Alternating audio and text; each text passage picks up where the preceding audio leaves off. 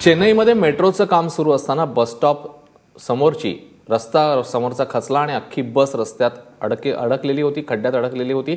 बसमधल्या 5 प्रवाशांना ताबडतोब बसमधनं यावेळी उतरवण्यात आलं। बस चालकानुसार बस स्टॉपवर बस थांबलेली असतानाच अचानक रस्ता खचला आणि बसचे टायर खचलेल्या रस्त्यामध्ये धसू लागले।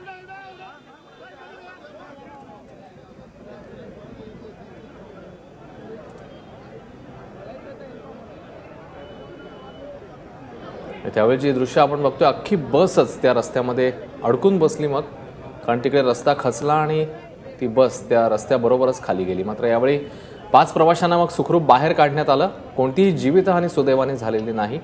मात्र अचानक झालेल्या घटनेने सगळेजण गोंधळून गेले।